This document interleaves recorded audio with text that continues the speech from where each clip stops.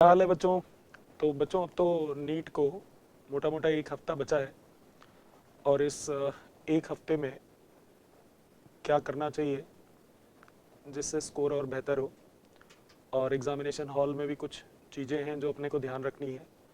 तो बच्चों बात कर लेते हैं जल्दी से कि अब इस एक हफ्ते में आपको ना क्या क्या चीज़ें हैं जिन पे थोड़ा ज़्यादा ध्यान देना चाहिए। तो करीबन अभी भी आपके पास 7 डेज बचे हुए हैं।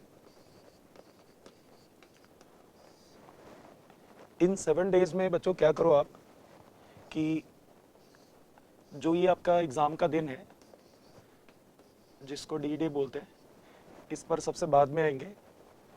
इसके ठीक 2 दिन पहले 5th और 6th, ये 2 दिन छोड़ लो आप। और अभी एक फेज़ है जो जो बोला जा रहा है आज से और 4 मई तक, ये एक अलग फेज़ है। तो धीरे धीरे करके बच्चों देख लेते हैं एक एक करके। तो अभी सबसे पहले जो बात करते हैं ना, इसी फेज़ की बात कर लेते हैं कि अभी से लेकर पहले 4 मई तक हमें क्या करना चाहिए। सबसे पहले इसी की बात कर लेते हैं। अभी से लेकर 4 मई तक आपको रोज हर दिन एक फुल सिलेबस टेस्ट देना चाहिए। और फुल सिलेबस टेस्ट जो आप दो ना, वो उसी समय दो जब नीट का एग्जाम होता है, 2 बजे से लेकर 5:20 तक। तो अभी से लेकर, वैसे तो आप अभी फुल सिलेबस टेस्ट दे ही रहे होंगे, लेकिन अगर अभी भी नहीं दे रहे थे तो अब आप बिल्कुल शुरू कर दीजिए। अब और समय नहीं बचा है।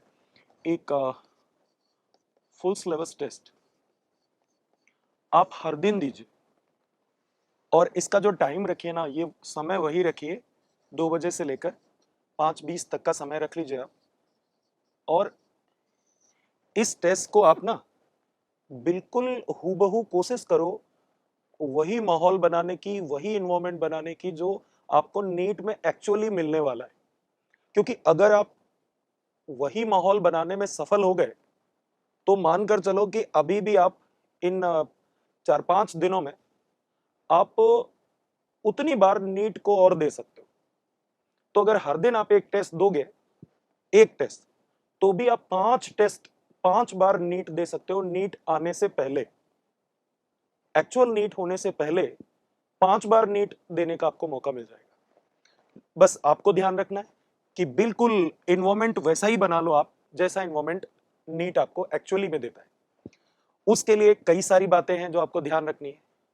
जिस तरह से आप प्रिपेयर करते हो खुद को नीट के लिए, बिल्कुल उसी तरह से प्रिपरेशन करनी होगी इन टेस्ट के लिए। नीट में आप एग्जाम के घंटों पहले पहुंच जाते हो और वहां पर वेट करते हो।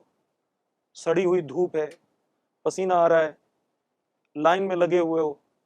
तो इन चीजों की कंडीशनिंग आपको और बेहतर बनाएगी। अगर ये सब चीजें आप अपने लेवल पर मेंटेन कर सकते हो तो ये सब चीजें आपकी प्रोडक्टिविटी में वहां और बढ़ाएंगी।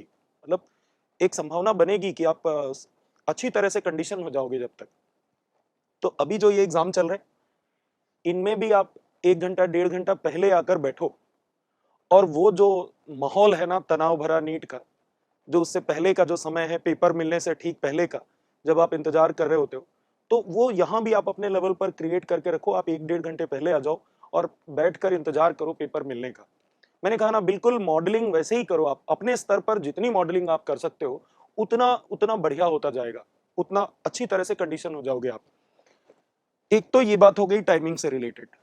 आपको मालूम होगा कितने सारे इंस्ट्रक्शन देने के बाद भी हर साल नीट हो जाने के बाद अगले दिन का जब न्यूज़पेपर आता है तो उसमें ऐसी न्यूज़ लगभग हर साल मिलती है कि ये बच्चा 1 मिनट लेट हो गया, ये बच्चा 2 मिनट लेट हो गया और गेट बंद हो गया और उसको एंट्री नहीं मिली। तो बच्चों ये आप कंफर्म कर लो, अभी आदत डाल लो, 5-7 दिन अभी भी हैं। आप पेपर से घंटों पहले पहुंच जाओ, मिनटों पहले नहीं, आप घंटों पहले पहुंच जाओ सेंटर पे। और घंटों पहले सेंटर पे पहुंच जाओ, उसके लिए जरूरी होगा कि जब आपके एडमिट कार्ड आ जाएं तो आप नीट एग्जाम से एक दिन पहले जाकर सेंटर को अपनी आंखों से देख लो। आप ये देख लो कि आप जहां रुके हुए हो वहां से एग्जामिनेशन सेंटर कितनी दूर है, कितना टाइम मिलता है, और अगर उस दिन ऑटो नहीं मिला या लेट हो गया तो आप क्या इंतजाम करोगे। एक दिन पहले आप सेंटर अपनी आंखों से जाके जरूर देख लेना। उससे क्या होगा कि जो इमरजेंसी प्रोबेबिलिटी है वो खत्म हो जाएगी। आपको पहले से ही मालूम होगा कि कितना टाइम वहां पहुंचने में लगता है। बहरहाल ये ऐसी परिस्थिति नहीं उत्पन्न होगी कि आप 1 मिनट या 2 मिनट लेट हो जाए, तो वो बिल्कुल नहीं होना चाहिए। तो ये तो हो गई टाइमिंग की बात। अब बच्चों बात करते हैं कि जैसे ही पेपर आपको हाथ में मिले, जैसे ही पेपर आपको हाथ में मिले, आपको करना क्या चाहिए कि सरसरी निगाह से आप पूरा पेपर एक बार देख लो। बायो से शुरू करो, उसके बाद केमिस्ट्री, और केमिस्ट्री के बाद फिजिक्स में सारे क्वेश्चन एक मोटे तौर पर आप एक बार देख लो पहले। और देखने के बाद, पूरा पेपर देखने के बाद जो फीलिंग होती है ना, वो लगभग हर बच्चे की एक जैसी ही होती है। जो बच्चा बढ़िया तरह से प्रिपेयर करता है उन सभी बच्चों की फीलिंग लगभग एक जैसी होती है। और जानते हैं, पेपर चाहे इजी आ जाए, चाहे डिफिकल्टी लेवल उसका मॉडरेट हो, चाहे पेपर डिफिकल्ट आ जाए, एक फैक्ट ये है कि वही पेपर सबके हाथ में है। जितने भी बच्चे एग्जाम दे रहे हैं सबके लिए वही पेपर है। इसका मतलब पेपर का इजी होना, पेपर का मॉडरेट होना, पेपर का डिफिकल्ट होना कोई बहुत बड़ा डिफरेंशिएटिंग फैक्टर नहीं बनने वाला है। जो फैक्टर आपको आगे या पीछे कर सकता है वो है आपका रिस्पॉन्स, कि पेपर को देखकर आपके दिमाग में क्या बैठ गया है, वो डिफरेंशिएटिंग फैक्टर बनता है। मैं उन बच्चों की बात कर रहा हूं जिन्होंने खूब मेहनत से अपनी प्रिपरेशन की है। तो पेपर कैसा आ रहा है वो सभी के लिए एक जैसा आ रहा है, तो इस बात का ज्यादा फर्क नहीं पड़ता है। रैंक पे तो बिल्कुल भी फर्क नहीं पड़ता कि पेपर इजी आ रहा है, मॉडरेट आ रहा है या डिफिकल्ट आ रहा है, क्योंकि जो भी आ रहा है वो सबके लिए कॉमन पेपर आ रहा है। तो आप एक बार पेपर को सरसरी तौर पर देख लो पहले पूरा पेपर, और उसके बाद आप एक गिलास पानी पियो। और एक गिलास पानी पीने के बाद होगा क्या कि आपका जो थॉट प्रोसेस है, उसके बहुत सारे जो थॉट्स हैं वो आपके ऊपर चले गए थे, बहुत एसिमेट्रिकल हो जाते हैं पेपर देखने के बाद, वो सब सेटल डाउन हो जाएंगे। सारे जो दिमाग में विचार होंगे वो शांत हो जाएंगे, शांत होने लग जाएंगे। और फिर आप पेपर स्टार्ट करो। और उससे भी पहले, पेपर स्टार्ट करो उससे भी पहले शुरुआत करो ओएमआर से। और ओएमआर के विषय में बता दें कि जितना बच्चों महत्वपूर्ण है पेपर की तैयारी करना, साल 2 साल की मेहनत करना। ओएमआर में अगर कोई गलती हो जाए तो वो सारी तैयारी निरर्थक हो सकती है, सारा बना बनाया काम बिगड़ सकता है अगर ओएमआर के स्तर पर आपसे कोई गलती हो गई। तो ओएमआर से रिलेटेड बातें बहुत ज्यादा सीरियस हैं, उतनी ही सीरियस है जितना सीरियस है आपका प्रिपरेशन करना। अगर हम अपनी उस प्रिपरेशन को, हम अगर अपनी उस तपस्या को ओएमआर तक नहीं ले गए, और ओएमआर के क्रेडेंशियल्स में या ये भरने में अगर कोई गलती कर दी हमने, तो वो ठीक तरह से हम अपनी प्रिपरेशन को रिप्रेजेंट ही नहीं कर पाए। तो बच्चों, ओएमआर के पॉइंट को सीरियसली लेना है, गंभीरता के साथ लेना है। जैसे ही आपका एडमिट कार्ड आ जाए तो आप एडमिट कार्ड पर जो आपको रोल नंबर आया है उसको बार बार रफ कॉपी पे वर्ड्स में लिखना, क्योंकि वो रोल नंबर बहुत लंबा चौड़ा आता है, करोड़ों में आता है। तो आप उसको बार बार रफ कॉपी पर वर्ड्स में लिख के देख लेना, जिससे एक संभावना बनती है कि अगर आप लिखोगे नहीं और वहीं के लिए छोड़ के रखोगे कि हमने देख लिया ये रोल नंबर 2,37,03,000 ऐसा कुछ है, तो फिर वहां पर वर्ड्स में जाकर गलती हो सकती है हड़बड़ी में। तो अगर आप 2-3 बार 4 बार लिख के देख लोगे तो वहां पे हड़बड़ी नहीं होगी, और वर्ड्स में बच्चों आप बिल्कुल एक्यूरेसी रहेगी, आपकी गलती होने की संभावना बहुत कम हो जाएगी। तो ओएमआर से रिलेटेड जो भी बातें हैं वो बहुत ज्यादा इंपॉर्टेंट है। ओएमआर के सारे क्रेडेंशियल्स को जब आप भरो तो एक तो बड़े शांत भाव से भरो। वैसे तो पूरे 3 घंटा 20 मिनट आप शांति बना के रखो, क्योंकि मन को जितना शांत रखोगे उतना उतना ज्यादा आप एक्सप्रेस कर पाओगे अपनी प्रिपरेशन को। क्योंकि बहुत बेकार बात है अगर हमारी प्रिपरेशन बड़े लेवल की हो और हम एक्सप्रेशन ना दे पाए सही समय पर। जितना इंपॉर्टेंट हमारा पढ़ना है उतना ही इंपॉर्टेंट है कि हम सही समय पर वो चीजें बता पाए। और दुनिया मानती ही तभी है जब हम उसको रिप्रेजेंट कर पाते हैं, तभी वो टैलेंट एक्सप्रेस होता है, तभी वो माना जाता है कि वो टैलेंट है, हाँ मेहनत की गई है इस चीज पर। टीचर तो मानते हैं, पेरेंट्स मानते हैं, बच्चा खुद जानता है कि उसने कितनी मेहनत की है, लेकिन ये जो चारों तरफ का इन्वायरमेंट है वो तभी मानता है जब वो चीजें एक्सप्रेशन में आ जाएं, जब विजिबल हो जाएं। तो उसके लिए जरूरी है कि ओएमआर आप पूरे पेपर में, केवल ओएमआर नहीं, पूरे 3 घंटा 20 मिनट आप कूल रहो, शांत रहो, और जितना शांति बनाकर रखोगे, जितना अपना विचारों पर अपना नियंत्रण होगा, उतना हमारे जो डिसीजंस हैं, सोचने की क्षमता है वो बढ़ेगी और हमारे निर्णय सही होंगे, हम सही कंक्लूड कर पाएंगे, सही ऑप्शन पे आपका दिमाग जाके रुकेगा। तो आंसर सही होने की प्रोबेबिलिटी बढ़ती चली जाती है अगर आप पेपर के दौरान अपने थॉट प्रोसेस पे कंट्रोल रखते हैं और शांति बनाए रखते हैं। जैसे ही थॉट प्रोसेस में उबाल आए, आप तुरंत पानी पियो। पानी पीने से क्या होता है, फिजियोलॉजी बदल जाती है और फिजियोलॉजी बदलने का मतलब थॉट प्रोसेस भी बदल जाते हैं। तो आप शांति बना के रखो और खासकर जब आप ओएमआर भरना शुरू करते हो तो ओएमआर के क्रेडेंशियल्स को भरो, एक बार क्रॉस चेक करो और एक बार वेरीफाई करो। एक तो भरते समय शांति बना के रखो, दूसरा एक बार क्रॉस चेक करो और तीसरा एक बार उसको वेरीफाई करो। तो जब आप बायो दे लेते हो, जब आपने मान लो बायो पूरा कर लिया, तो बायो के बाद आप ओएमआर भरो। फिर आप मान लो केमिस्ट्री पे गए, तो केमिस्ट्री हो जाने के बाद फिर से आप ओएमआर भरो और केमिस्ट्री हो जाने के बाद जब ओएमआर भर जाए उसके बाद आप फिजिक्स पे जाओ और फिजिक्स में फिर जाकर उसके बाद फिर से एक बार ओएमआर भरो। बच्चों कभी भी ऐसा नहीं करते कि पूरा पेपर कर लिया, ओएमआर को बिल्कुल आखिरी के लिए छोड़ दिया। इसमें कोई भी अगर गड़बड़ होती है तो आपको तो दोष देंगे ही। जिन लोगों पर यह जिम्मेदारी थी कि वो आपको बता दे कि ऐसी गलती नहीं करनी, वो भी कटघरे में आएंगे कि कौन से टीचर थे आपके, कौन से एक्सपर्ट्स थे, क्या मेंटर थे। उन्होंने यही नहीं बताया कि आप ओएमआर को भरते हुए चलो साथ साथ, बिल्कुल आखिरी के लिए ओएमआर को नहीं छोड़ना है। नहीं तो होता क्या है बच्चों, जैसे जैसे 3 घंटे 20 मिनट का समय आगे बढ़ता है, वैसे वैसे आप कितना भी खुद को कंट्रोल करने की कोशिश करो, दिमाग का एक हिस्सा आपको बार बार ये बताता है कि अब 2 घंटे बचे, अब 1 घंटा बचा, अब 20 मिनट बचे, अब 10 मिनट बचे, अब 5 मिनट बचे। और वो हिस्सा जो आपको परेशान कर रहा है, जानबूझ के आपको चुनौती दे रहा है, चैलेंजेस दे रहा है, वो आपको इरिटेट करता है बार बार कि ये अब और कम टाइम बचा, अब और कम टाइम बचा, अब और कम टाइम बचा। तो जैसे जैसे आपको ये महसूस होता है कि समय कम बचा है, वैसे वैसे हड़बड़ी के चांसेस बढ़ते हैं, नर्वसनेस के चांसेस बढ़ते हैं। तो अगर आपने ओएमआर को बिल्कुल आखिरी के लिए बचा के रखा है, तो आप ये मानकर चलो कि आपने खुद को मुसीबत में डालने के लिए तैयार कर रखा है, क्योंकि लास्ट की हड़बड़ी के दौरान ओएमआर जैसी महत्वपूर्ण चीज पर काम करना बिल्कुल ठीक नहीं है।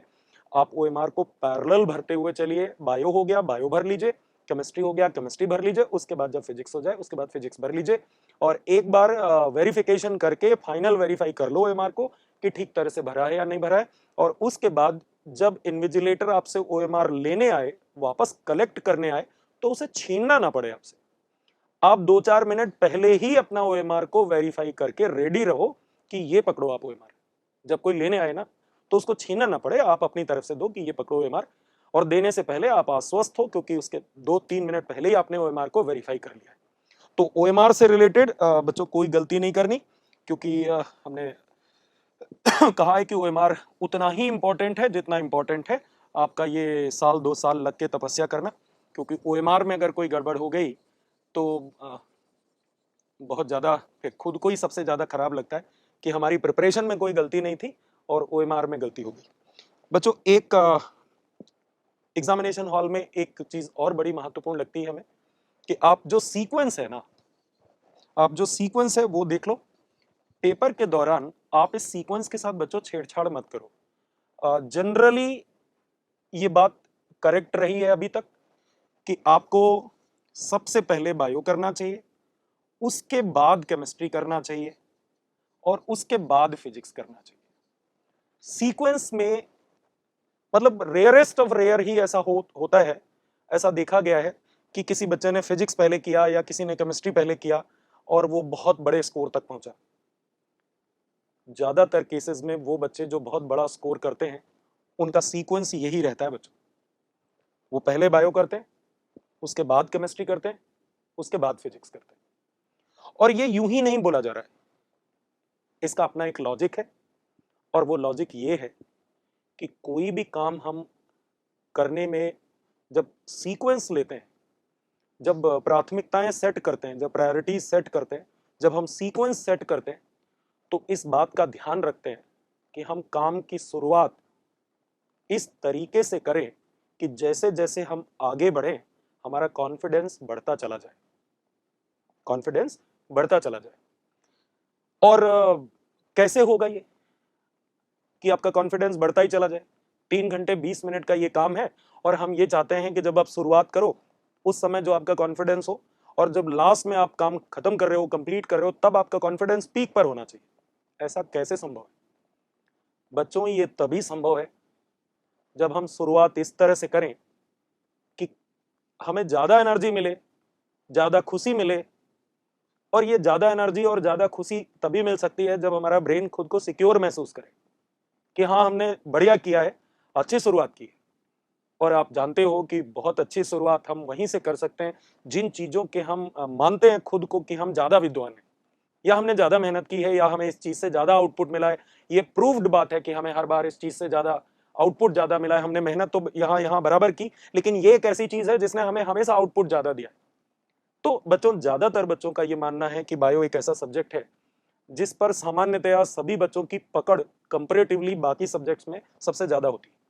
इससे रिटर्न आपको सबसे जल्दी मिलते हैं, और रिटर्न भले ही बराबर मिलते हो, एक कॉमन सोसाइटी में परसेप्शन यही है, बच्चों के बीच में एक परसेप्शन यही है कि हमारा बायो पर कमांड अच्छा है कंपैरेटिवली। तो अगर आप बायो से शुरुआत करते हैं तो समय कम लगेगा और क्वेश्चन सही होने की प्रोबेबिलिटी ज्यादा होगी। तो जाहिर सी बात है, जब आप वहां से शुरुआत करोगे जहां समय कम लग रहा है और सही होने की प्रोबेबिलिटी ज्यादा है, तो आपको खुशी ज्यादा मिलेगी और ऊर्जा ज्यादा आएगी, आत्मविश्वास और आगे बढ़ेगा, क्योंकि आपको ब्रेन बताएगा ये कि सिक्योरिटी बढ़ गई आपकी। तो सिलेक्शन की प्रोबेबिलिटी बढ़ती चली जाएगी। ब्रेन आपको इंडिकेट करता रहता है बीच बीच में कि सही जा रहे हो, सही जा रहे हो, सही जा रहे हो। तो वो जो सिक्योरिटी है, वो जो कॉन्फिडेंस और डेवलप होगा, वो फिर आगे केमिस्ट्री में अगर मान लो थोड़े बहुत चैलेंजेस भी मिलते हैं, तो उन चैलेंजेस को आपकी वो जो एक्स्ट्रा एनर्जी आ गई है, एक्स्ट्रा कॉन्फिडेंस आ गया है, जो ब्रेन ने जो सिक्योरिटी महसूस की है, जो बायो की वजह से डेवलप हुई है, उससे केमिस्ट्री के छोटे मोटे चैलेंजेस को नलीफाई कर लेगा वो कॉन्फिडेंस, जो अभी अभी आप में इसलिए आया कि आपने ऐसे काम से शुरुआत की जहां रिटर्न आपको बहुत बढ़िया मिल रहा था। तो केमिस्ट्री के चैलेंजेस बहुत इजीली, बड़ी बखूबी आप आगे निकल जाओगे।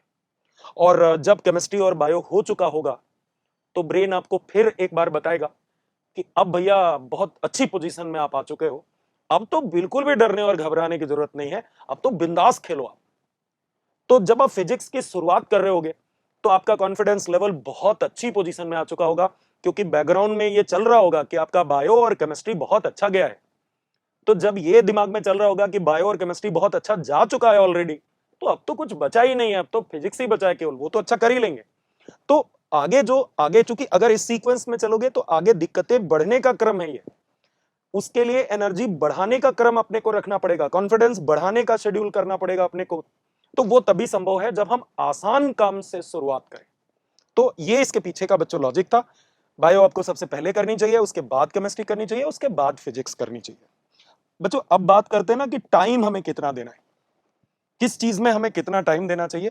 उसमें भी एक मोटा मोटा कहा जाता है, बायो में आपको जितने नंबर ऑफ क्वेश्चंस टोटल आने वाले हैं, उसका बच्चों आधा टाइम देना चाहिए।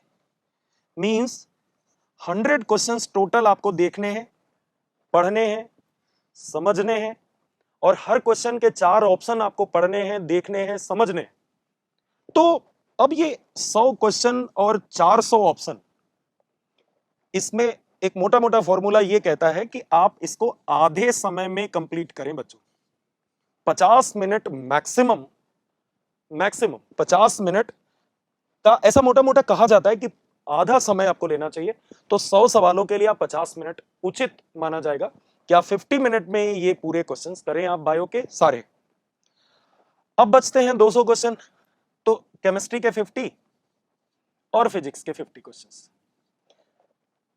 केमिस्ट्री के लिए कहा जाता है कि जितने क्वेश्चंस हो उतने ही मिनट आपको देने चाहिए। तो यहां भी बच्चों आपको 50 मिनट देने चाहिए, 50 मिनट्स आपको यहां भी देने चाहिए।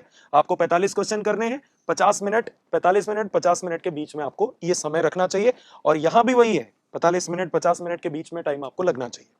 तो अब ये 1.5 घंटा हो गया। 45 मिनट यहां आपने लगाए हैं बायो में, और 45 मिनट आपने यहां लगाए हैं केमिस्ट्री में। केमिस्ट्री में बिल्कुल बराबर टाइम देना चाहिए, ऐसा कहा जाता है एक्सपर्ट्स का, ज्यादातर एक्सपर्ट्स का यही मानना है। और 1.5 घंटा बच्चों हो चुका है, और अब आपकी बायो और केमिस्ट्री दोनों हो चुकी, और अब आपके पास खूब पर्याप्त समय बचा हुआ है। और यहां पर आपको ये 50 क्वेश्चन देखने समझने हैं, और इनमें से 45 क्वेश्चन करने हैं। तो अब आपके पास, आप खुद देख लो कि आपके पास एक बहुत बढ़िया टाइम बचा हुआ है।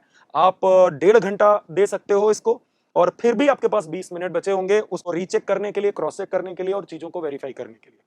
तो बायो में बच्चों क्या फॉर्मूला कहता है, एक मोटा मोटा जो फॉर्मूला मैं बताने की कोशिश कर रहा हूं। बायो में फॉर्मूला क्या कहता है कि आप जितने सवाल आपको करने हैं 90, उसका आधा समय दीजिए। केमिस्ट्री में उतना ही समय दीजिए जितने सवाल हैं, और फिर अगर आप ऐसा करने में सफल रहे तो फिजिक्स आते आते आपके पास भरपूर समय होगा, समय की कोई कमी नहीं होगी। अच्छा, बच्चे क्या करते हैं जनरली कि वो फिजिक्स तक आते आते अपना काफी समय खराब कर लेते हैं, और जब समय निकल चुका होता है तो वो फिजिक्स में उन क्वेश्चंस को भी गलत टिक करके आ जाते हैं जो क्वेश्चंस इजी थे, और कई बार वो फिजिक्स के आसान क्वेश्चंस तक पहुंचते ही नहीं है, वो डिफिकल्ट क्वेश्चंस में अपना टाइम खर्च कर देते हैं। और फिजिक्स जैसे सब्जेक्ट में भी करीबन 10 से 15 सवाल ऐसे आते हैं जो बहुत ही मतलब बिलो एवरेज अगर प्रिपरेशन हुई है तो भी वो बच्चे फिजिक्स के उन 10-15 क्वेश्चंस को कर सकते हैं। अब आप सोचो वो 10-15 वो जो इस लेवल के क्वेश्चंस आते हैं वो भी हड़बड़ी में गलत हो जाते हैं, या उन क्वेश्चंस तक बच्चे पहुंच ही नहीं पाते। तो ये तो हो गया बच्चों सब्जेक्ट को चूज करने का सीक्वेंस, कि हम किस सीक्वेंस में अपना पेपर करेंगे और किस सब्जेक्ट में कितना टाइम देंगे। कुछ और इंपॉर्टेंट बातें हैं बच्चों इसके पेपर से रिलेटेड। तो दो चीजें अभी मोटी मोटी डिस्कस हो गई हैं कि हमें सीक्वेंस क्या रखना है। सीक्वेंस में मैं आपको रिवाइज करा दूं, क्या सीक्वेंस, पहले बायो, उसके बाद केमिस्ट्री और उसके बाद फिजिक्स। सीक्वेंस फिक्स हो जाने के बाद टाइमिंग रिवाइज करा दूं। टाइमिंग के लिए क्या कहा गया कि बायो में जितने क्वेश्चन हैं टोटल उसका आधा समय लेना चाहिए, केमिस्ट्री में उतना ही समय लेना चाहिए, जितने क्वेश्चन है उतने ही मिनट लेने चाहिए, और फिर अगर हम ऐसा कर लेते हैं तो फिजिक्स में हमारे पास 2 गुना समय बच जाता है, क्वेश्चन का 2 गुना समय बच जाता है। तो आप 1.5 गुना समय उसमें खर्च करिए, और जो थोड़ा सा समय बचा है उसको आप क्रॉस चेक करिए, उसको एक बार फिर से एक बार वेरीफाई कर लीजिए। पेपर में एक दो बातें और बहुत इंपॉर्टेंट है। जब आप क्वेश्चन को पढ़ें तो कई बार ऐसा होता है, और हम लोग तो हर बार ये झेलते हैं कि बहुत सारे बच्चे आकर ये बताते हैं कि सर ये वो क्वेश्चंस हैं जो एग्जामिनेशन हॉल में हमने खूब सोचा, याद ही नहीं आया, और जैसे ही पेपर दे दिया, ओएमआर जमा करा दी, बाहर निकले और तुरंत याद आ गया। अब आप ही बताओ ऐसे ज्ञान का क्या करें, उसका क्या फायदा है जो सही समय पर याद ना आए, है ना। और या इतनी हड़बड़ी किस काम की, इतनी जल्दबाजी किस काम की कि चीजें हमें आती हैं और हम ये बता ना सकें दुनिया को कि ये हमें आता है, और हम हड़बड़ी में उन चीजों को भी गलत कर दें जो हमें आती हैं। जो हमें नहीं आती हैं वो हम गलत कर दें, चलेगा, उसके लिए कोई दोष कोई दे ना दे, लेकिन हम खुद को दोष कभी नहीं देते, क्योंकि हमें मालूम होता है कि ये तो हमें आता ही नहीं था। लेकिन वहां पर हमें खुद पर भी बड़ी खीज होती है जहां पर चीजें हमें मालूम होती हैं और हम गलत करके आ जाते हैं। और ऐसा क्यों होता है बच्चों, क्योंकि हड़बड़ी में होती हैं ऐसी चीजें, और जल्दबाजी में होती हैं, नर्वसनेस की वजह से होती हैं, और इसमें कई बार क्या होता है कैलकुलेशन मिस्टेक्स हो जाती हैं, और कई बार क्या होता है कि हम लिखा हुआ कुछ होता है, क्वेश्चन कुछ कह रहा है और हम पढ़ते कुछ, पूछा जा रहा है इनकरेक्ट, हमने टिक किया है करेक्ट के हिसाब से, पूछा गया है करेक्ट के हिसाब से, हमने टिक किया है इनकरेक्ट के हिसाब से। तो कई बार क्या होता है कि हम पढ़ते नहीं है, और यहां भी वही है कि वो जो नर्वसनेस है, वो जो थॉट प्रोसेस उबाल मार रहा है, उसको हम सेटल नहीं करते। तो उसको कॉम्पनसेट करने के लिए, उसको नलीफाई करने के लिए एक बड़ा अच्छा तरीका है कि आप क्या करो कि क्वेश्चंस को, जैसे क्वेश्चन लिखा है which of the following is correct, which of the following is correct. तो हड़बड़ी में कोई गलती ना हो उसके लिए बच्चों क्या किया जा सकता है कि आप हर क्वेश्चन में, हर क्वेश्चन में ये टेक्निक अपनाना कि अंडरलाइन करो,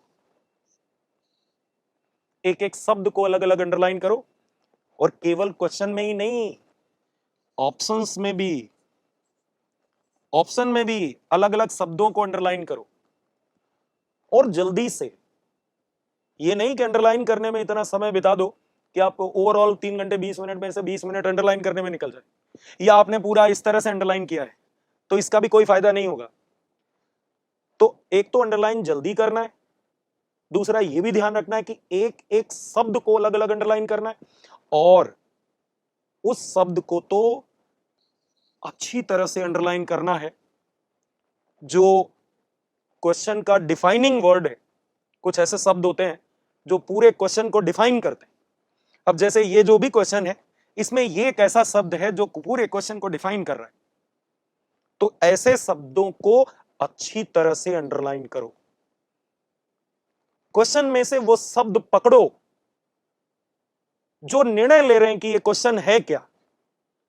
ऐसे शब्द जैसे ही आपकी पकड़ में आते हैं, उन्हीं शब्दों को पकड़ने के लिए ही तो अंडरलाइन किया जा रहा है। आप इनको अच्छी तरह से अंडरलाइन करो। जब आप ऑप्शंस के शब्दों को अंडरलाइन करो तो वहां भी ये ध्यान रखो कि ऐसे वर्ड्स को पकड़ो जो ये निर्धारित करते हैं कि ये वाक्य पूरा बोला क्यों जा रहा है। वाक्य में this that is I am are थोड़ा इंपॉर्टेंट है। इंपॉर्टेंट है cell is discovered by Hooke, तो इंपॉर्टेंट है सेल और इंपॉर्टेंट है हुक। तो ये डिफाइनिंग वर्ड्स हैं जो पूरे स्टेटमेंट जिनकी वजह से है। तो जब आप ऑप्शन पे जाओ तो ऑप्शन में भी डिफाइनिंग वर्ड्स को पकड़ो और उनको अंडरलाइन करो। अगर आप थोड़ी सी भी गंभीरता बढ़ा दोगे इस बात पर, तो मुझे ना यकीन है कि आप बड़ी इजीली 4 ऑप्शन में से एक ऑप्शन तो आपको निकल के आ जाएगा, यार ये तो बहुत ही ज्यादा वाहियात है। ये नीट का टिपिकल तरीका है कि 4 ऑप्शन में से एक ऑप्शन तो बहुत ही ज्यादा वाहियात होता है, लेकिन बड़ी इजीली उसको निकाल लेना कि यही वाला वो ऑप्शन है जो बिल्कुल वाहियात है। उसके लिए ठंडा रह के थोड़ा सा ज्यादा गंभीरता रखनी होगी उन शब्दों के प्रति जो शब्द पूरे वाक्य को डिफाइन करते हैं। ऐसे वर्ड्स को लेकर ज्यादा थोड़ी सिंसियरिटी रखनी होगी जो वर्ड्स डिफाइन करते हैं कि ये क्वेश्चन क्या है, पूछा क्या जा रहा है। तो अगर इसमें थोड़ा सा भी हम ज्यादा काम कर लें तो एक ऑप्शन आप बड़ी इजीली उठा के फेंक दोगे कि ये तो बिल्कुल कूड़ा है। थोड़ी सी भी गंभीरता अगर और हुई तो एक कूड़ा और निकाल सकते हो आप। तो अगर आप अंडरलाइन करने वाले प्रोसेस को आपने आत्मसात कर लिया, अगर आपने इम्बाइब कर लिया इस बात की इंपॉर्टेंस को, तो ये जो नर्वसनेस में, जो हड़बड़ी में, जो इस तरह से जो गलतियां हो जाती हैं, जो आपको मालूम था और फिर भी गलत हो जाता है, ये वाली चीजें मिनिमाइज हो जाएंगी, इसकी प्रोबेबिलिटी। और ऐसे ऑप्शंस आप बड़ी स्मूथली सेग्रीगेट कर दोगे कि यार ये ऑप्शन तो हो ही नहीं सकता, ये भी नहीं होगा। फिर 2 ही ऑप्शन बचते हैं जनरली जिनमें से आपको चूज करना होगा कि ये कौन सा है। तो बायो में एक अप्रोच होता है, उसको बोलते हैं एलिमिनेशन अप्रोच। ये बायो में काम करता है, वहां काम करता है जहां पर चीजें याद करनी होती है, जहां फैक्चुअल चीजें ज्यादा होती है, एलिमिनेशन। तो अगर इस चीज पर आपने गंभीरता बढ़ा दी, ऐसे वर्ड्स को पकड़ने में जो क्वेश्चन को डिफाइन करते हैं, जो क्वेश्चन के पर्पस को डिफाइन कर रहे हैं, जो स्टेटमेंट के होने को डिसाइड करते हैं, तो 2 ऑप्शन एलिमिनेट हो जाएंगे। और अगर वो फैक्ट आपको याद है तब तो आप उस फैक्ट पे टिक कर दोगे कि ये आंसर है। और अगर आपको ये याद नहीं है तो आप एलिमिनेशन स्ट्रेटजी पर जा सकते हो। एलिमिनेशन क्या कहता है कि ये इसकी संभावना नहीं है। एलिमिनेशन इस बात पर ज्यादा जोर देता है कि क्या नहीं हो सकता है। तो जो 2 ऑप्शन बचते थे ना, अगर आप एलिमिनेशन के थ्रू जाओगे तो 2 में से फिर आंसर बच जाता है। आपका आंसर जो होता है वो बच जाता है, क्योंकि आप उसे टिक कर लेते हो कि जिसके होने की संभावना नहीं लग रही। तो बच्चों, ये था अंडरलाइन करना, और अंडरलाइन खासकर उन शब्दों को अंडरलाइन करना जो क्वेश्चन में सबसे इंपॉर्टेंट वर्ड्स हैं, जो डिफाइन करते हैं कि क्वेश्चन है क्या, पूछा क्या जा रहा है। थोड़ा सा भी शांत होकर अंडरलाइन कर करके, और छोटे छोटे हिस्से में अंडरलाइन करना है, जल्दी अंडरलाइन करना है, तो हम बहुत अच्छा माइलेज निकाल सकते हैं। और कम से कम मानकर चलो हड़बड़ी में जो क्वेश्चन गलत हो जाते थे वो नहीं गलत होंगे, और अगर होंगे तो एक आध होंगे। मानकर चलो अगर सिंसियरिटी बढ़ा लेंगे, और अभी अपने पास काफी 1 हफ्ते का टाइम है, और 1 हफ्ते में हम अगर 1 पेपर पर डे दें तो हम 7 पेपर दे सकते हैं। अगर 2 पेपर पर डे दें तो अभी 14 बार पेपर दे सकते हैं। तो अभी अपने पास टाइम है, इस बात की गंभीरता को हम समझें और इसको इम्बाइब कर लें। अगर इसकी इंपॉर्टेंस हमें समझ आ जाती है तो मानकर चलो मजे हैं। ऐसे क्वेश्चन तो फिर नहीं गलत होंगे जो आपको लगता है कि ये आते थे मुझे और गलत हो गए। तो बच्चों बात हो गई, इस बात पर बात हो गई कि ओएमआर कितना इंपॉर्टेंट है, इस बात पर भी बात हो गई कि पेपर मिलते ही आपको किस तरह से ओएमआर को सिंसियरली उस पर क्रेडेंशियल्स भरने, ये भी बात हो गई कि पेपर आते ही सरसरी निगाह से पहले पूरा देखना है, पानी पीना है, कूल डाउन करना है, उसके बाद सीक्वेंस क्या रखना है, किस सब्जेक्ट को कितना समय देना है। और जब आप क्वेश्चन के स्तर पर आए तो ये भी बात हो गई है कि हर क्वेश्चन को हमें अगर बारीकी से समझना है तो फिर हमें अंडरलाइन करना अभी से शुरू करना होगा। इनफैक्ट अगर आज आपका पेपर है और ये वीडियो आप आज देख रहे हो तो आज से ही ये चीजें आप शुरू कर दीजिए। नीट जब एक्चुअल आए तो वहां पर आप बहुत बढ़िया स्कोर करो, उसके लिए ये बहुत जरूरी है कि हम अभी इस बात का ध्यान रख लें, जितनी मैक्सिमम चीजों का ध्यान रख सकते हैं, हर वो गलती, हर वो संभावना जहां पर हम गलत कर सकते हैं उसको अभी से प्रोएक्टिव अप्रोच के थ्रू हम विजुअलाइज कर लें और उसको अभी से हम अपने उसमें डाल लें प्रिपरेशन में, जिससे कि आगे कोई समस्या ना हो, उसकी संभावनाएं कम हो जाए। और या यूं कहें कि सबसे ज्यादा महत्वपूर्ण मुद्दा भी बचा हुआ है। बच्चों जब क्लासेस में आप पढ़ते हो ना तो आपको लगता है कि सबसे ज्यादा अगर आप किसी चीज से सीखते हो तो वो थ्योरी है। फिर टीचर्स आपको बताते हैं कि ये थ्योरी किसी काम की नहीं है अगर आप प्रैक्टिस नहीं करते हो, और आपको बताया जाता है कि अगर आप प्रैक्टिस नहीं करोगे तो उस थ्योरी का कोई यूज ही नहीं है जो आप पढ़ रहे हो। और इस तरह से आपको पता लगता है कि थ्योरी तो इंपॉर्टेंट है ही, थ्योरी से ज्यादा इंपॉर्टेंट है प्रैक्टिस। आप प्रैक्टिस से ज्यादा सीखते हो और सिलेक्शन के चांसेस आपके बढ़ जाते हैं। अगर थ्योरी लेवल 1 है तो प्रैक्टिस लेवल 2 है ना। अब यहां पर मेरी एंट्री हो रही है। बच्चों मैं ये कहना चाहता हूं कि एक तीसरी चीज है जिसे आप लेवल 3 बोल सकते हो, वो है मिस्टेक्स। सबसे ज्यादा अगर आप किसी चीज से सीखते हो तो वो है आपकी गलतियां। अगर मैं परसेंटेज में बात करूं, अगर आप थ्योरी से 20% सीख रहे हो, इससे अगर मान लो 30% सीख रहे हो, तो इससे आप 50% सीखते हो। कहने का मतलब यह है कि इस चीज को मैं बहुत ज्यादा वेटेज देना चाहता हूं कि आप अपनी गलतियों से बहुत ज्यादा सीखते हो। थ्रू आउट द सेशन आपने थ्योरी पढ़ी, मॉड्यूल पढ़े, एनसीईआरटी पढ़ी, नोट्स पढ़ा, सब पढ़ा आपने, थ्योरी पढ़ी खूब। फिर काफी समय निकाल दिया जब आपने प्रैक्टिस की इंपॉर्टेंस को समझा ही नहीं, या ये नहीं समझा कि कितना ज्यादा समझना चाहिए था, नीड से थोड़ा कम समझा प्रैक्टिस की इंपॉर्टेंस को, उसमें कुछ समय हमने गंवा दिया। और बाद में आकर यह महसूस किया कि कितना अच्छा होता अगर मैं प्रैक्टिस की सही इंपॉर्टेंस को डे 1 से समझ जाता, तो आज मैं जहां खड़ा हूं मैं उससे भी आगे खड़ा हो सकता था। यहीं पर बच्चों एक चीज मेरी रिक्वेस्ट है कि आप एक और लेवल ऐड करो और इस बात के महत्व को समझो कि यह समझना कि कितना इंपॉर्टेंट है कि हम सबसे ज्यादा अपनी मिस्टेक से सीखते हैं। जिस दिन ये हमने दिमाग में अपने बैठा लिया कि हम सबसे ज्यादा अपनी गलतियों से सीखते हैं, उस दिन, जिस दिन सच्चाई से ये दिमाग में आपके बैठेगा और आप ये मानने लग जाओगे कि हाँ कोई सही कह रहा था कि सबसे ज्यादा मिस्टेक से ही सीखा जाता है, तब आपको फिर एक बार ये क्षोभ होगा, फिर एक बार आपको लगेगा कि यार इस चीज को अगर हम डे 1 से समझते तो आज मैं जहां खड़ा हूं उससे कहीं आगे खड़ा हो सकता था। थ्योरी से अगर इतना सीखते हैं तो प्रैक्टिस से इतना सीखते हैं और मिस्टेक से इतना सीखते हैं। सबसे ज्यादा हम अपनी गलतियों से सीखते हैं। जब तक ये आपके दिमाग में बैठ नहीं जाएगा ना कि हम सबसे ज्यादा अपने मिस्टेक से सीखते हैं, तब तक हम गलतियां करने से खुद को बचाएंगे।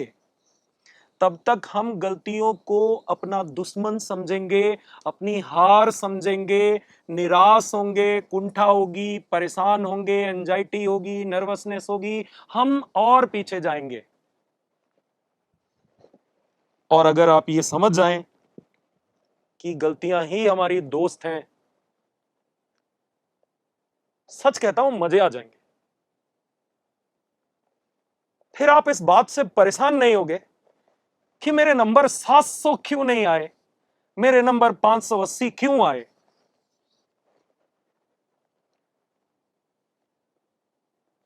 फिर एक हाई प्रोफाइल ब्रेन की तरह, एक इंटेलेक्चुअल की तरह आप ये कंक्लूड करोगे कि ईश्वर ने आपको मौका दिया है, ये 120 नंबर कहां कटे इसकी पड़ताल करने का, उसको परमानेंटली ठीक करने का।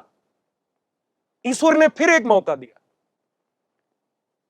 ऊपर वाला चाहता तो आप परफेक्ट नहीं हैं, आप में गलतियां बची हुई हैं, लूप होल्स हैं, गैप बचे हुए हैं, टाइम भी बचा हुआ है, आप इन्हें ठीक कर सकते हैं अगर आपको सही समय पे बता दिया जाए। लेकिन अगर ईश्वर आपको यह मौका ना दे, वही वही सवाल सारे पूछ लिए जाएं जो आपको आता है, एक भी सवाल ऐसा ना आए जो उस पोर्शन से हो जो तुम्हें नहीं आता है या आपको कमजोर है, तो आपके नंबर 700 जरूर आ जाएंगे और गैप नहीं भरेंगे।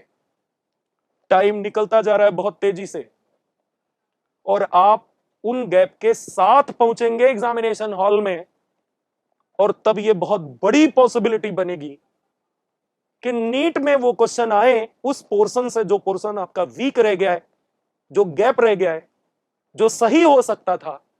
अगर आपको टाइमली कोई बता देता कि यहां भी अभी गैप है, ये जाके माइटोकॉन्ड्रिया में ये इनर मेम्ब्रेन दोबारा पढ़ लो, या क्लोरोप्लास्ट में जाकर ये PS2 दोबारा पढ़ लो, या बायोडायवर्सिटी में जाकर ये हॉट स्पॉट दोबारा पढ़ लो, तो कितना बढ़िया होता। तो बच्चों, मेरी बात मानो, इस बात को दिमाग में बैठा लो कि जो गलतियां आप कर रहे हो वो बहुत बड़ा एसेट है। सोचने का तरीका बदलना है, बस ये मान के चलना है कि ये जो गलतियां हो रही हैं लगातार अभी भी हो रही हैं।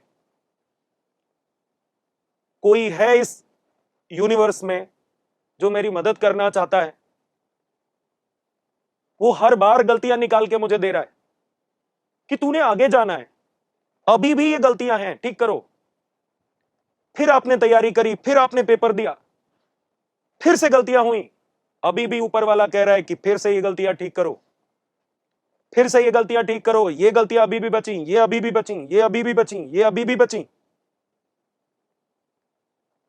एक इंटेलिजेंट ब्रेन ही इस तरह से चीजों को एनालाइज करता है।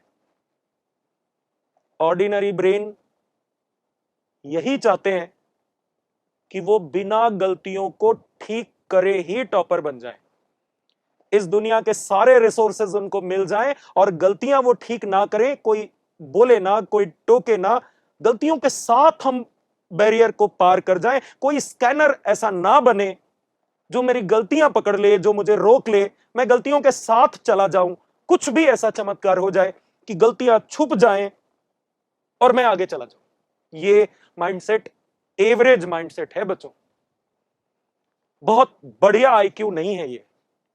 बहुत अच्छा आईक्यू यही है कि हे ईश्वर, मेरी गलतियां बता दो जिससे मैं उन्हें ठीक कर सकूं। हे ईश्वर, मुझे मेरी गलतियां बता दो और उन्हें ठीक करने की मुझे शक्ति दो। मेरी गलतियां बता दो, उन्हें ठीक करने की मुझे शक्ति दो। तो ये नीट होने तक किसी भी पेपर में जो गलतियां आ रही हैं, उन्हें ईश्वर का वरदान मानो। आप ये मानकर चलो कि ईश्वर अभी भी आपको बता रहे हैं कि ये चीजें हैं, इनको जल्दी से रिवाइज करो, तभी अगला टेस्ट आप देना। तो गलतियां पकड़ में आपके अगर आ रही हैं तो ये एक अपॉर्चुनिटी है कि आप उनको ठीक कर लो। गलतियां पकड़ में आना ही इंपॉर्टेंट नहीं है बच्चों, केवल यही इंपॉर्टेंट नहीं है कि हमें गलतियां पकड़ में आ जाए। ये पहला चरण है कि गलतियां आपको पकड़ में आ जाए। क्लासेस में टीचर्स ने भी बहुत बार बताया है आपको, मैंने भी अपने बहुत सारे लेक्चर्स में इस बात को कई बार कोट किया है कि गलतियां पकड़ते कैसे हैं। एक बार फिर बता रहा हूं, आप अगर आप जानते हैं तो अच्छी बात है, नहीं जानते हैं तो आप एक बार नोट कर लीजिए। कोई भी पेपर हुआ, आप पेपर होने के ठीक बाद, जैसे ही आपका पेपर कंप्लीट हो जाए, आप एक प्लेन पेपर उठा लो, उस प्लेन पेपर में हेडर बना लो, यहां लिख लो कि ये टेस्ट नंबर कौन सा है, यहां लिखो कि ये डेट कौन सी है। आप इसमें 3 कॉलम बना लो। इस कॉलम में क्वेश्चन नंबर लिखना है, इस कॉलम में सब टॉपिक लिखना है, और इस कॉलम में लिखना है क्यों, WHY क्यों। पेपर उठाओ, मान लो आपका पहला क्वेश्चन सही गया है, दूसरा भी सही गया है, तीसरा आपसे गलत हो गया है, तो आप लिखो यहां 3, क्योंकि तीसरा क्वेश्चन आपने गलत किया है। यहां उसका सब टॉपिक लिखो, चैप्टर का नाम मत लिखो, सब टॉपिक लिखो, पूरा बायोडायवर्सिटी मत लिखो। गलती अगर हॉट स्पॉट से हो रही है तो यहां हॉट स्पॉट लिखो, और यहां वाई में बहुत कम शब्दों में लिखो कि ये क्वेश्चन क्यों गलत हुआ। लिखो नॉट रिवाइज्ड, इसको आज रिवाइज नहीं किया था, या लिखो कैलकुलेशन मिस्टेक, या लिखो कि गड़बड़ी हड़बड़ी करी है, लिखो कि जल्दबाजी की है, लिखो कि भूल गया, रिवाइज भी किया था फिर भी भूल गया। बहुत कम शब्दों में बच्चों ये लिखो। यहां मान लो चौथा क्वेश्चन आपका करेक्ट गया, पांचवा आपने छोड़ दिया है लेफ्ट, तो यहां लिखो पांचवा। आपको समझ आ गया होगा। इसको बोलते हैं एनालिसिस। क्या बोलते हैं बच्चों इसको? एनालिसिस।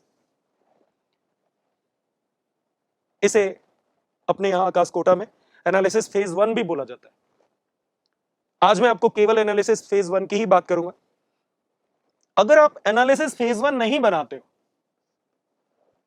अभी भी नहीं बना रहे, डेफिनेटली बहुत सारे बच्चे बना रहे हैं, उनके डेली फोटोग्राफ आते हैं, व्हाट्सएप करते हैं वो अपनी एनालिसिस को, लेकिन ये भी विश्वास के साथ कह सकता हूं कि बहुत सारे बच्चे अभी भी नहीं बना रहे। बच्चों अगर अभी भी नहीं बना रहे तो फिर एक मौका है, ईश्वर ने फिर एक मौका दिया आपको, आप आज से बनाना शुरू कर दीजिए। अगर आप एनालिसिस नहीं बना रहे तो बच्चा माना जाएगा कि आपकी जो प्रिपरेशन है वो ब्लाइंड प्रिपरेशन है, वो बहुत यूनिक और स्पेसिफाइड टारगेटेड प्रिपरेशन नहीं है, अनसिस्टमेटिक माना जाएगा उस तैयारी को। अगर आप एनालिसिस बनाते हैं तो देखो आप ये कैसे टारगेटेड है, कैसे ये स्पेसिफिक है। आपने इस कॉलम में वो क्वेश्चंस के नंबर लिखे हैं जो क्वेश्चंस आपसे गलत हो रहे हैं और जो क्वेश्चंस आप छोड़ रहे हैं, यहां पर उनके सब टॉपिक के नाम आपने लिखे हैं, और यहां पर रीजन लिखा है कि वो क्वेश्चन क्यों गलत हुआ है, क्यों छोड़ा आपने। बच्चों एनालिसिस फेज 1 जैसे ही आप बना लोगे, आप पेपर देके निकलो, वहीं बैठ जाओ। आप क्लासरूम से निकलो ही नहीं जब तक आप एनालिसिस नहीं बना लेते। आप इंस्टीट्यूट पेपर देने आए हैं, आप जाइए ही मत जब तक आप एनालिसिस नहीं बना लेते, क्योंकि एनालिसिस का बनना ही तभी माना जाएगा आपने पेपर दिया है। क्योंकि पेपर देने का मतलब पेपर देना और उसको रोल बना के निकल लेना नहीं है।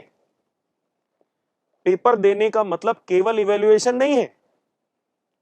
पेपर देने का मतलब है मेरी गलतियां पकड़ना, एक रास्ता ढूंढना कि अब आगे क्या रास्ता, मैं कहां चलूं। वो गाइड है ये एनालिसिस, वो टीचर है ये एनालिसिस, वो टॉर्च है ये एनालिसिस, जो अंधेरे में आपको रास्ता दिखाएगा कि ये रास्ता है, यहां से जाना है, इधर नहीं जाना है।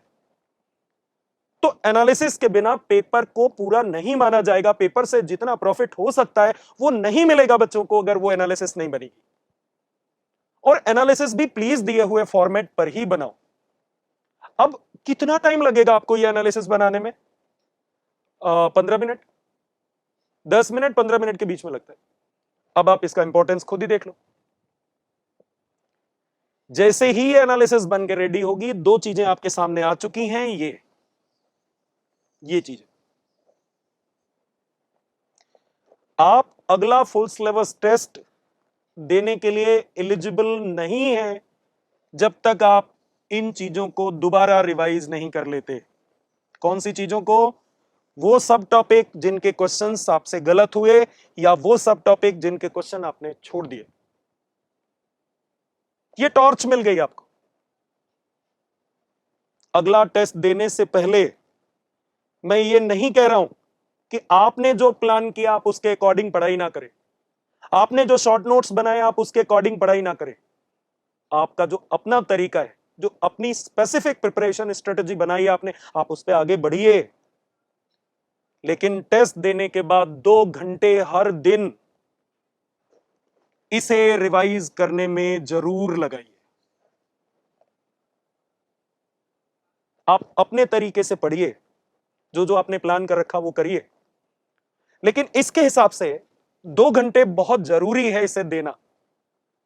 उन सब टॉपिक को फिर से रिवाइज करना, उनसे रिलेटेड 2-2, 4-4, 5-5 क्वेश्चंस भी कर लेना, जिन टॉपिक्स के क्वेश्चन गलत हो रहे हैं और जिन टॉपिक के क्वेश्चन छूट रहे हैं, और इस चीज का रिकॉर्ड मेंटेन करके रखना। यह हवा में नहीं करना, क्योंकि जब रिकॉर्ड मेंटेन होगा तो ही डेटा एनालिसिस हो सकती है, और डेटा एनालिसिस अगर होगी तो हम और तेजी से इंप्रूव करेंगे एज कंपेयर टू कॉम्पिटिटर्स। तो बच्चों, ये बढ़िया तरीका है, एकदम प्रूव्ड तरीका है। जिस बच्चे ने भी दिल लगाकर इसे फॉलो किया है, ऐसे बहुत सारे एग्जाम्पल हैं हमारे पास जिनको बहुत ज्यादा प्रॉफिट हुआ है एनालिसिस कर करके, वो बहुत ज्यादा सीखे हैं। तो ये वो तरीका है जिससे आप अपनी मिस्टेक्स को आइडेंटिफाई कर सकते हो।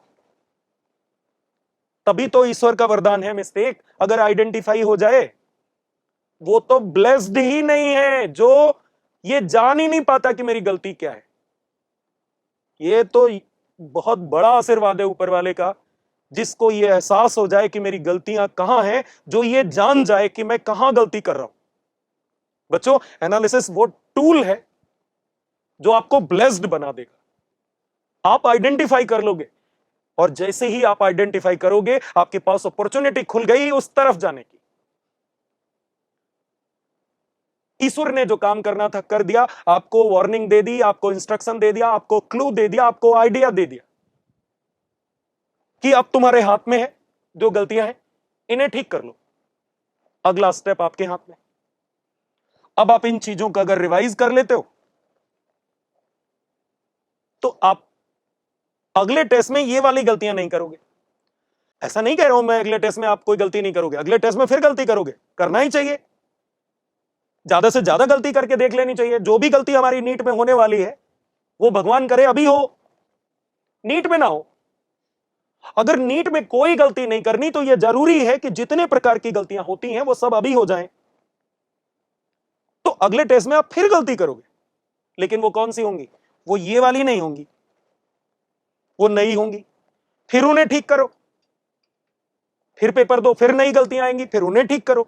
इसको बोलते हैं बच्चों टारगेटेड प्रिपरेशन। तो जो आप ब्लाइंड प्रिपरेशन कर रहे हो बच्चों, वो करते रहो आप, उसकी कोई समस्या नहीं है। आपने अपने तरीके से जो कर रहे हो आप वो करते रहो। और खासकर जानते हैं, वो बच्चे जिनके मार्क्स 580 से ऊपर आ रहे हैं, उनको अभी जो बचे हुए दिन है, एक दिन उनको एक फुल सिलेबस देना चाहिए, अगले दिन उनको 2 फुल सिलेबस देने चाहिए, अगले दिन फिर एक देना चाहिए, अगले दिन फिर से 2 देनी चाहिए। वो बच्चे जिनके 580 या उससे ऊपर जा रहा है एवरेज, और जिनका 450 से 450 से ज्यादा है और 580 से नीचे, उन्हें हर दिन एक ही फुल सिलेबस देना चाहिए। क्योंकि जिनका 450 से 580 के बीच में आ रहा है, इसका मतलब उनका अभी कुछ हिस्सा रिवीजन के लिए बचा हुआ है।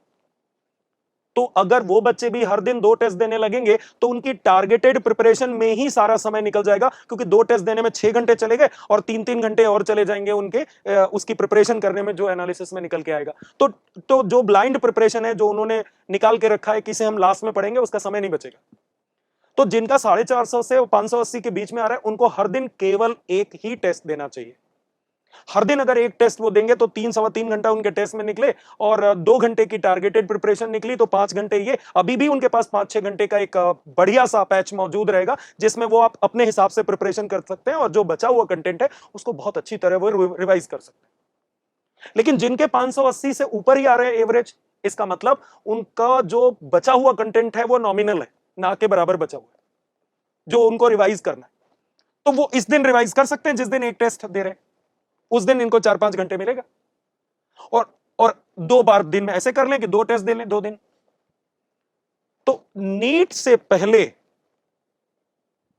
2 दिन निकाल के, नीट से पहले, नीट 7 को है, मैं 5 और 6 की बात नहीं कर रहा हूं, मैं केवल 4 तारीख तक की बात कर रहा हूं। ये जो भी बातें मैं कर रहा हूं 4 तारीख तक की कर रहा हूं।